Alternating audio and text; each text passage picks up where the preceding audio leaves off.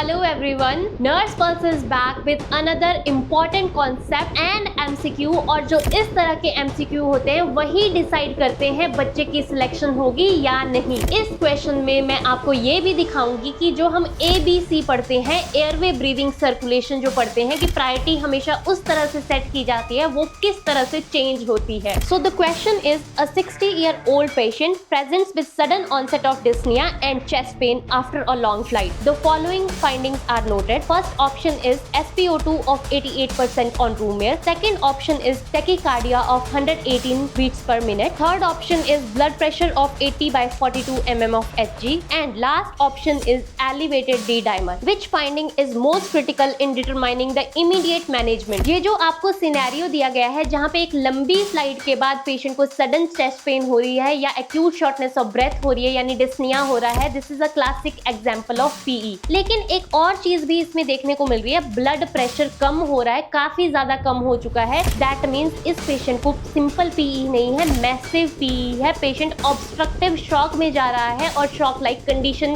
Generate हो रही है। अगर इस क्वेश्चन पे हम ABC का क्राइटेरिया लगाएं यानी एयरवे ब्रीदिंग सर्कुलेशन का क्राइटेरिया लगाएं तो इस हिसाब से हमारा आंसर क्या बनेगा? Option A SpO2 of 88% which is a incorrect option. SpO2 कम होना पल्मोनरी एम्बोलिज्म में इज एन एक्सपेक्टेड फाइंडिंग और ऑमनियस फाइंडिंग है। लेकिन वहीं पे आप थर्ड ऑप्शन देख रहे होंगे, ब्लड प्रेशर जो है काफी लो चला गया है। मैसिव पीई में अगर हाइपोटेंशन हो जाए that means patient obstructive shock में जा रहा है, सर्कुलेटरी कॉम्प्रोमाइज हो रहा है and that is the independent predictor of mortality in case of massive PE. So we have to treat that first. So in this case option C is the right answer. ऐसे ही concept clearing और high end MCQ के लिए type down the word MCQ and I will make more such videos on different questions. And don't forget to follow Nurse Pulse Academy and I will see you in the next video.